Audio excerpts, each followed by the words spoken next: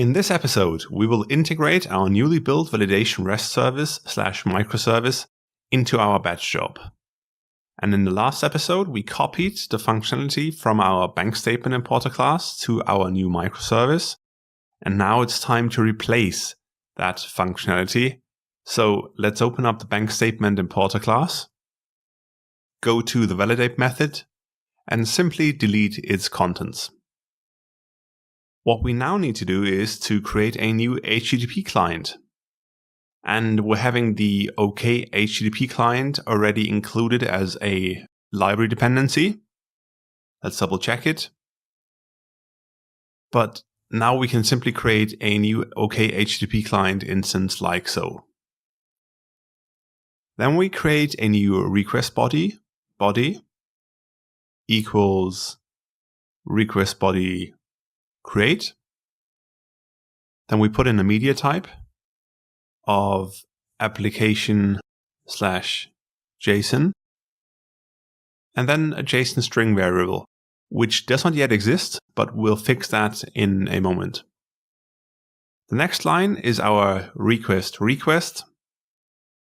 equals new request builder URL. And as our URL, I'm going to choose HTTP localhost 8080/validate. And note that we would actually have to make that URL configurable, but this is outside of the scope of this episode. Then the post body. And we put in our request body as parameter. And then simply call .build, which gives us our request. And then last but not least, we simply call client.newCall, put in the request, and execute it, which will give us back the HTTP response, what we want. And while we're at it, we're going to wrap the whole block with a try catch and simply rethrow any exception for now as a new runtime exception. We could log it or do something else with it, but in this example, we just rethrow it. Okay, so let's do some reflection on what's missing. First of all, we're missing a return statement. And remember, we're getting back some JSON from our microservice, so we need to turn that JSON into our bank statement class. And we also need to convert our XML strings list to a JSON list when doing the request. So we actually need a JSON library on the class path. And I already included the JSON library as a dependency, which we can again double check in the build.gradle file, which then means we can simply go back to our Java class and create a new object mapper in our method. That's the class which converts from into JSON. And our JSON string is simply going to be mapper.write value as string, put in our list of strings. That's enough for the request. And for the response, we write mapper.read value response body string. And then we also need a new type reference, list bank statement. And note that's an anonymous class. And that's some sort of an ugly workaround for Jackson to be able to read in the correct list with the correct type for us. Great, so that's done. Now there's something else missing. What happens if, for whatever reason, the HTTP call returns a 400 or 500 error? Imagine there's just a simple network outage, the validation service is down for redeployment or whatever. What do we do in those cases?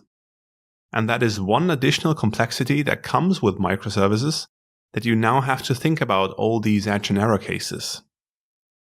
Also, the configuration of the URLs we just mentioned, as well as the object mapping, the marshalling, from JSON to JSON. And while we talk about object mapping, let's have a look at our bank statement class. And we actually have to add another empty constructor here. And we also have to make all the fields non-final now. And you might ask why? Because mapping frameworks like Jackson don't work well without empty constructors.